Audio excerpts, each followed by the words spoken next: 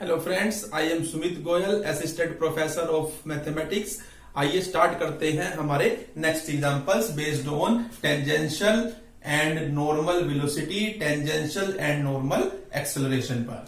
तो देखिए next example है, हमें गिवन है ए particle describes A curve for which S and Sai vanishes simultaneously.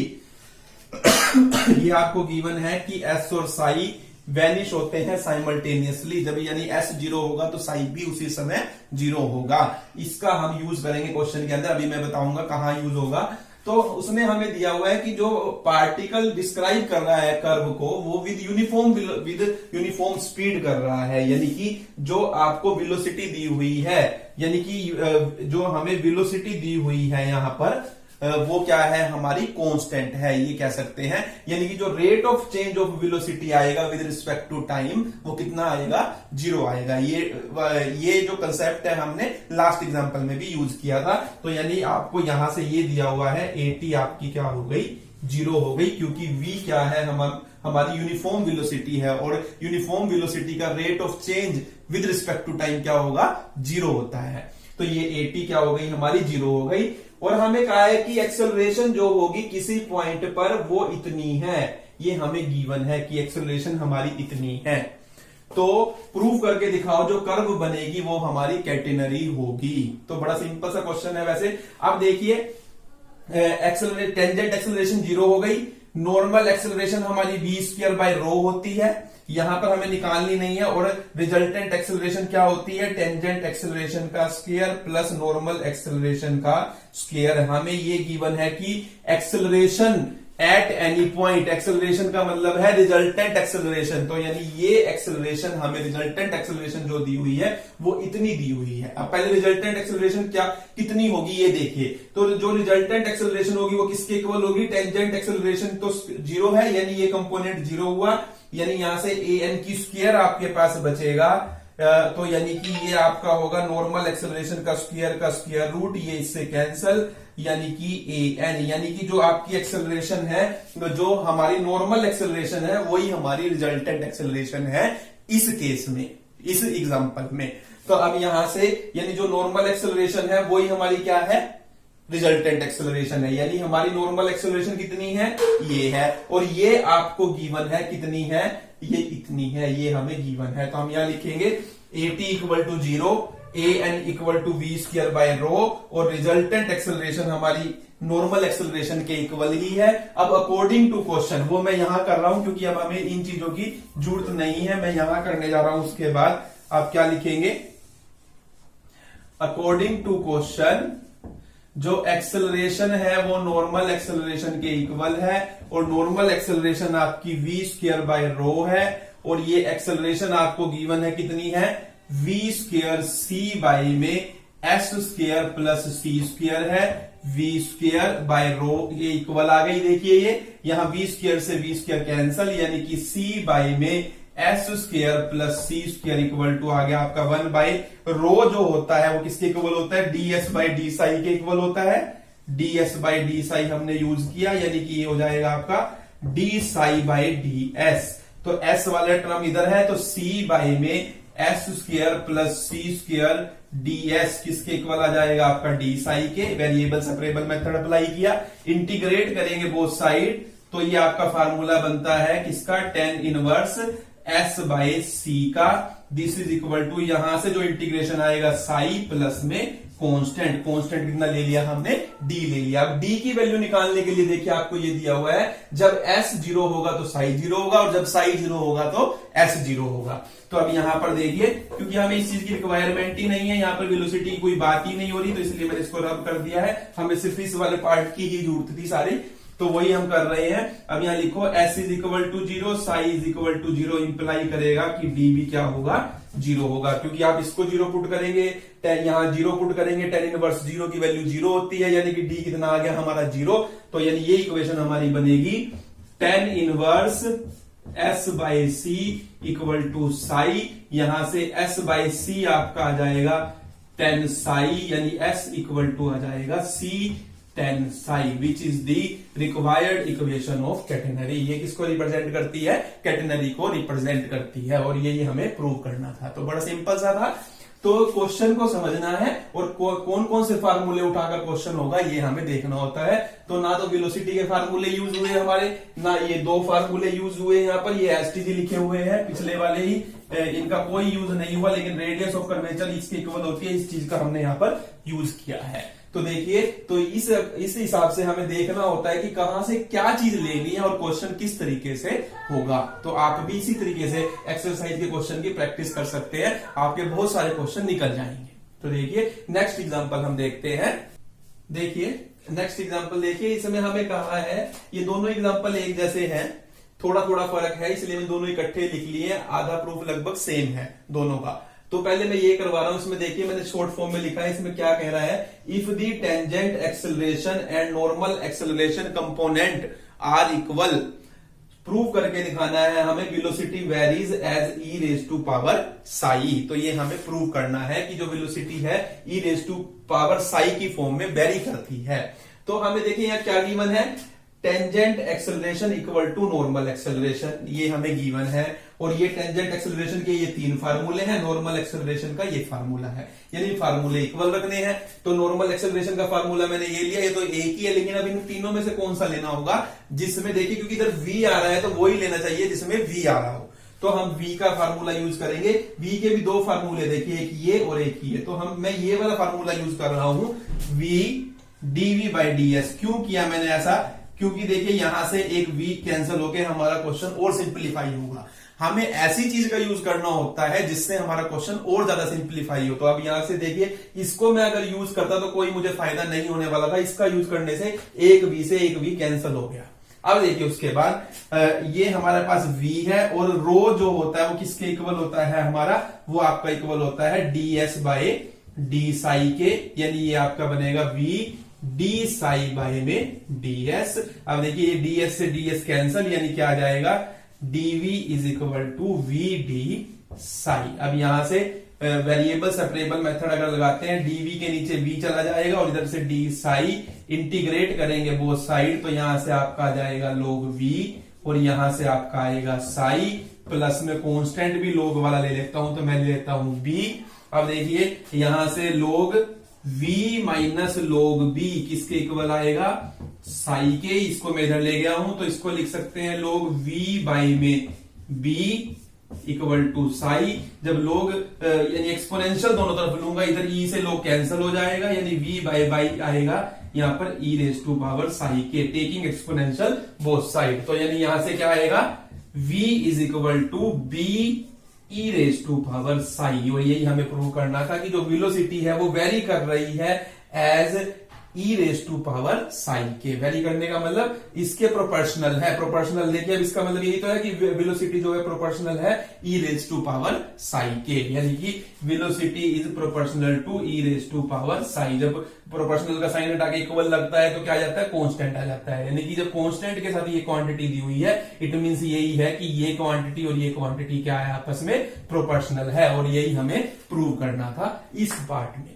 तो अब देखिए इस पार्ट के लिए हमें अब क्या करना है, इस पार्ट में क्या है, particle moves in a plane such that tangent acceleration and normal acceleration component are equal. ये आपको गिवन है, ये गिवन है इतना क्वेश्चन, यानी कि यहां तक बिल्कुल सेम होगा आपका, ये बिल्कुल सेम होने वाला है हमारा। अब उसके बाद देखिए आप, उसके साथ उसने कहा है कि and tangent rotates with constant angular velocity, यानी कि जो टेंजेंट है वो रोटेट कर रहा है किससे, कांस्टेंट एंगुलर वेलोसिटी से। एंगुलर वेलोसिटी कौन सी होती है, ये D Sai by D T, क्योंकि साई हमारा एंगल है उस केस में। तो यहां पर ये आपको गिवन है, ये कितना है आपका, कांस्टेंट है, ये गिवन है आपको, यानी कि ये हमें यूज करना होगा अब D Sai by D T. अब देखिए उसके बाद हमें प्रूव करके दिखाना है कि जो इंस्ट्रिक इक्वेशन होगी पाथ की वो क्या होगी, S is equal to a plus b e raise to power psi होगी। तो ये हमें प्रूव करके दिखाना है। तो अब देखिए इसके लिए मैं प्रूव कर रहा हूं, इसके बाद मैं क्वेश्चन को कर रहा हूं, इसकी हमें जरूरत नहीं है अभी फिलहाल। तो इसके बाद मैं यहां लेकर जा रहा हूं क्वेश्चन को, यहां कर रहा हूं। देखिए अब आपका v कितना आया है, यहां पर v है आपका b e raise to power psi. v क्या होता है हमारा ds बाई डी टी, क्योंकि अब हमें आंसर s और साई में लेके आना है। तो देखिए इसलिए मैंने वेलोसिटी का जो फार्मूला यूज कर लिया ds by D t, b e raise to power psi. अब देखिए आंसर किसमें है, s और साई में। ये क्लू होते हैं छोटे छोटे जो हमें पकड़ने होते हैं। s और साई में आंसर है, यानी कि हमारा जो क्वेश्चन है वो ds और d साई में होना चाहिए। अब यानी कि ये t एक्स्ट्रा है, तो इसको रिमूव करने के लिए मैं क्या करूंगा, देखिए ds और यहां dt, मैं क्या करता हूं ds को डिवाइड कर देता हूं, d साई से डिवाइड करूंगा तो मल्टीप्लाई भी मुझे करना पड़ेगा, और ये आपका b e raise to power psi आ जाएगा। अब आप देखिए d psi by D T आपको कांस्टेंट दिया हुआ है, इसका भी यूज हो गया, तो यानी कि ds by d psi into में c आ जाएगा आपका b e raise to power psi के, यानी कि ds बाई में d साई इक्वल आ जाएगा आपका b बाई में c e raise to power psi के। इसे हम नाम दे देते हैं a e raise to power psi. इसको b बाई सी को मैंने नाम दे दिया a, आप लिख सकते हैं। अब देखिए यहां से क्या बनेगा हमारा ds equal to a e psi d psi, और मैं दोनों तरफ इंटीग्रेट कर देता हूं तो यहां से आपका आएगा s is equal to a e psi का इंटीग्रेशन e साई प्लस में कांस्टेंट आएगा। कांस्टेंट में क्या ले लेता हूं, कुछ भी ले सकते हैं हम, तो मैंने ले लिया यहां पर d, तो ये आ गया हमारा s is equal to a e raise to power psi plus d। ये हमें प्रूव करना था, a plus b e raise to power psi. अब ये कंफ्यूज नहीं होना आपने कि यहाँ तो a b आ रहा है और हमारा a d आ गया, इनका a यहाँ आ रहा है, b यहाँ आ रहा है। कहने का मीन सिर्फ इतना होता है, यहाँ पर जब भी ये कांस्टेंट यूज किए जाते हैं कि कोई ना कोई कांस्टेंट आएगा, वो हमने नाम बदल कर ले लिया, ले सकते हैं हम। तो यानी हमारा e raise to power psi के साथ कोई कांस्टेंट आएगा, e raise to power psi के साथ कोई कांस्टेंट आ रहा है, प्लस में कोई और कांस्टेंट आएगा, तो प्लस में कोई और कांस्टेंट आ रहा है, और यही हमें यहाँ पर प्रूव करना था। तो सिंपल सा एग्जांपल है, दो एग्जांपल एक ही तरीके के लिए, इसलिए मैंने दोनों के दोनों एग्जांपल आपको इकट्ठे करवा दिए। नेक्स्ट एग्जांपल देखिए, नेक्स्ट एग्जांपल देखिए, ये दो एग्जांपल एक जैसे हैं, तो मैंने ये दोनों भी इकट्ठे लिख लिए हैं। आप देखिए पहले ये एग्जांपल करते हैं। इसमें गिवन है टेंजेंट एक्सेलरेशन और normal acceleration are constant throughout the motion. ये हमें गिवन है कि जो टेंजेंट एक्सेलरेशन है वो भी हमें कांस्टेंट दी हुई है, इसे मैं मान लेता हूं a, और जो मेरी नॉर्मल एक्सेलरेशन है ये भी आपको गिवन है कांस्टेंट है, इसे मैं मान लेता हूं b। तो ये देखिए ये हमें गिवन है। प्रूव करके दिखाना है radius of curvature at any point is given by radius of curvature is equal to AT plus b की होल स्क्वायर होगी। तो बड़ा सिंपल सा क्वेश्चन है। देखिए अब यहाँ पर देखिए आपको पहले हम वेलोसिटी निकाल लेते हैं। आपको ये गिवन है एवरेज जो टेंजेंट एक्सेलरेशन है वो कितनी है, a है, यानी कि dv बाई dt a है। अगर मैं यहां से देखिए, अब मैं यहां से v निकालता हूं, dv किसके इक्वल आ जाएगा, a dt के, इंटीग्रेट करूंगा बोथ साइड, तो आपका v आ जाएगा AT प्लस में b। मैं यहां पर ये कैपिटल में ले लेता हूं क्योंकि ताकि मैं नाम वहां पर दे सकूं, इसे मैं कैपिटल मान लेता हूं। चलिए कुछ भी कांस्टेंट नाम दे सकते हैं, तो मैंने जानबूझ के कैपिटल माना, अभी मैं बता दूंगा आपको मैंने क्यों माना था। तो ये b हो गया और इसको मैं नाम दे देता हूं कैपिटल C, क्योंकि यहाँ पर स्मॉल a और स्मॉल b उसने यहां यूज किया है, मैं इसको यहां यूज कर लूंगा, इसलिए मैंने ऐसा किया। तो कांस्टेंट का नाम देना था तो कैपिटल A कांस्टेंट दे दिया, इसको कैपिटल कांस्टेंट C दे दिया। तो अब देखिए यहां से हमारा जो हमें गिवन था कि टेंजेंट एक्सेलरेशन कांस्टेंट है, तो यहां से हमारा आई वेलोसिटी निकल गई कि वो AT प्लस b होगी। अब हमें रेडियस ऑफ कर्वेचर निकालनी है, तो रेडियस ऑफ कर्वेचर देखिए यहां से निकलेगी, क्लियर सी बात है। तो यहां से देखिए रेडियस ऑफ कर्वेचर, जो हमारी रेडियस ऑफ कर्वेचर इंटू में c इसके इक्वल आएगा v स्क्वायर के। v आपका किसके इक्वल है, AT प्लस b के, ये इसकी होल स्क्वायर बन जाएगी, यानी रेडियस ऑफ कर्वेचर आपकी किसके इक्वल आ जाएगी, AT प्लस b की होल स्क्वायर बाई में ये c। देखिए अब समझिए यहां पर इसकी हमें जरूरत नहीं है यहां पर। तो अब यहां पर देखिए इसको क्या गिवन, इसको मैं क्या लिख सकता हूं, AT प्लस b की होल स्क्वायर, इसे मैं लिख सकता हूं रूट c की होल स्क्वायर, ऐसे लिख सकता हूं क्योंकि स्क्वायर से स्क्वायर रूट कैंसिल होगा तो c होगा। अब ये इसलिए लिखा ताकि इसको इकट्ठा लिख सकूं। अब देखिए ये क्या बन जाएगा, AT प्लस b बाय में रूट सी की होल स्क्वायर, ऐसे लिखा जा सकता है। अब क्या कर लेता हूं, a by root c into t, इसके नीचे अलग लिया और इसके नीचे अलग लूंगा, प्लस b बाय में रूट सी और इसकी स्क्वायर। इस क्वांटिटी को a बाय रूट सी को मैं नाम दे देता हूं स्मॉल a है हमारा, ये स्मॉल a t प्लस इस वाली क्वांटिटी को नाम देता हूं मैं, ये क्या है, स्मॉल b है। तो ये आपका बन गया a t प्लस b की स्क्वायर। और यही हमें प्रूव करना था कि रेडियस ऑफ कर्वेचर किसके इक्वल आएगी, t इंटू में कांस्टेंट प्लस अदर कांस्टेंट और उसकी होल स्क्वायर के इक्वल आएगी। तो ये हमें यहाँ पर प्रूव करना था। तो नेक्स्ट देखिए, ये वाला एग्जांपल अब हम करते हैं। अब यहाँ पर देखिए, इसमें भी यही कहा है कि prove that if the tangent acceleration and normal acceleration are constant throughout the motion, यानी इतनी बात ही कही है, यही ये a माना है, ये मैंने c माना है, यहां तक। अब इसके बाद का ये यूज नहीं होगा, इसके अंदर ये अलग टाइप से यूज होगा, वो अभी हम देखेंगे हम कैसे यूज करेंगे। तो इस वाले पोर्शन का हम यूज नहीं करेंगे। अब उसमें कहा है कि प्रूव करके दिखाओ जी, the angle psi through which the direction of motion turns is given by psi is equal to a log 1 plus D T के इक्वल होगा। यानी साई और टी में रिलेशन एस्टेब्लिश करके दिखाना है हमें, ये ध्यान रखना है। यानी डी साई और डी टी में हमारा बचना चाहिए तब, ताकि हम इंटीग्रेट कर सके। तो ये बातें ध्यान रखनी होती है। आप देखिए यहां से इतना तो सेम करेंगे आप, ये ए एन सी के इक्वल दिया हुआ है, यानी कि अब यहां से देखिए आपको गिवन है v square by rho equal है किसके, सी के। अब देखिए इसको मैं क्या लिख सकता हूं, v इंटू वी और बाय में 1 बाय रो, एक से लिख सकता हूं c। अब v को, एक v को मैं ऐसे ही रखता हूं, देखिए एक को मैं लिख लेता हूं ds बाय dt। वेलोसिटी क्या होती है, rate of change of displacement with respect to time. इस v को मैंने ऐसे लिख लिया। और 1 बाय रो की रेडियस ऑफ कर्वेचर क्या होती है, ds बाय d साई होता है आपका, और इक्वल टू c। यानी ये आपका बनेगा v ds into d t into में इसको हम उलट देंगे तो d psi by ds equal to c। ds से ds कैंसल, यानी कि v d साई ओवर में dt इक्वल टू आपका आ गया c। देखिए तो बड़ा सिंपल सा है। और v की वैल्यू आपकी जो है यहां से ये आपकी निकल चुकी है at प्लस bt की फॉर्म में, तो वो मैं यहां यूज कर लेता हूं, at plus b d psi a equal to c dt, ये आपका आ गया।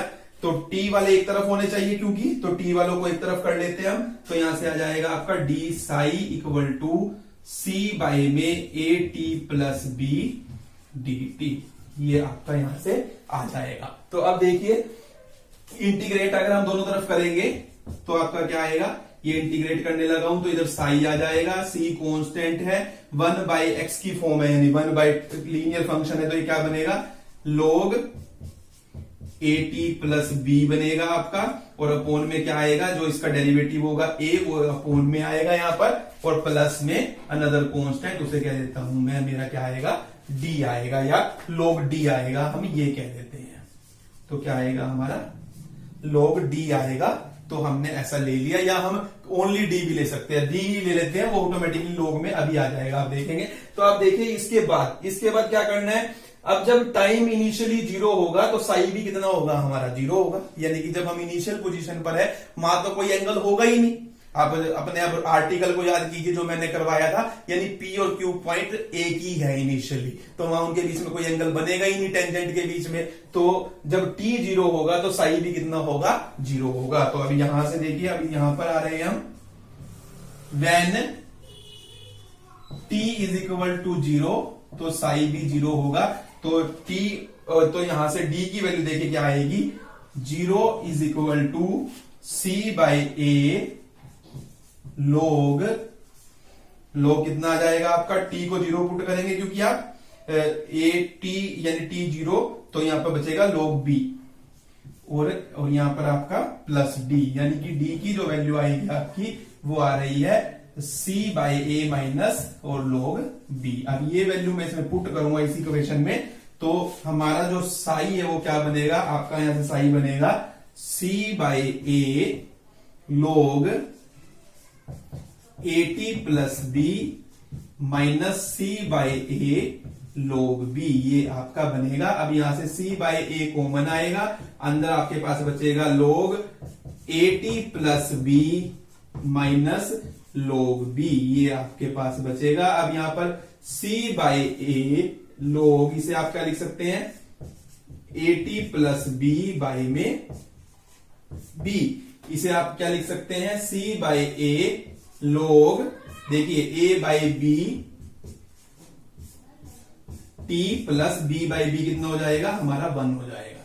तो ये आपका क्या बना है, c बाय a, यानी कि मैं यहां पर अगर लिखूं इसको तो this will be equal to, देखिए ये आ गया हमारा कांस्टेंट log 1 प्लस bt, यानी कि आपका कांस्टेंट आया है। इसे आप कुछ भी नाम दे सकते हैं, इसे कहिए k log, और ये आपका 1 ये प्लस ये कुछ कांस्टेंट, इसे आप कहिए l और इनटू में t, तो k log 1 plus lt, a log 1 plus bt same चीज है, यानी कांस्टेंट आएगा, कांस्टेंट आया है, log आएगा, log आया है 1 के साथ में, प्लस के साथ t किसी भी कांस्टेंट से मल्टीप्लाई होकर आएगा, तो t किसी कांस्टेंट से मल्टीप्लाई होकर आया है। तो ये हमें यहां पर प्रूव करना था। तो ये हमारा कंप्लीट हो जाता है सॉल्यूशन इसका। तो बड़े सिंपल से है, तो थोड़ा सा टेक्निक्स होती है, वो जब आप करेंगे आपको भी अपने आप ऑटोमेटिकली आने लगेगी। नेक्स्ट एग्जांपल देखिए हमारा,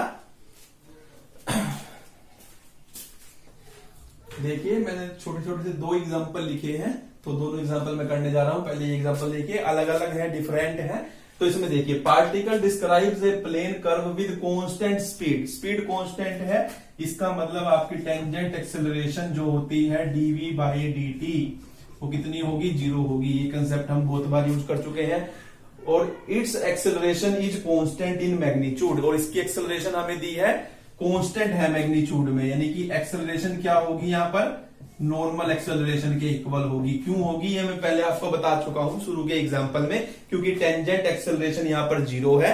तो और जो एक्सेलरेशन होती है वो क्या होती है, नॉर्मल एक्सेलरेशन का स्क्वायर प्लस टेंजेंट एक्सेलरेशन का स्क्वायर, और इसका स्क्वायर रूट होती है।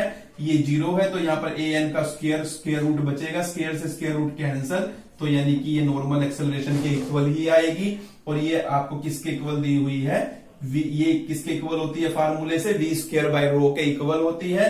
और ये भी आपको गिवन है कि ये मैग्नीट्यूड में क्या है, इसका मैग्नीट्यूड कांस्टेंट है, यानी ये कांस्टेंट है। यहां से देखा जाए तो इसका मतलब ये हुआ कि जो v स्क्वायर है वो किसके इक्वल है, रो इंटू सी के इक्वल है, यानी जो रो है वो किसके इक्वल है, v स्क्वायर बाय सी के इक्वल है।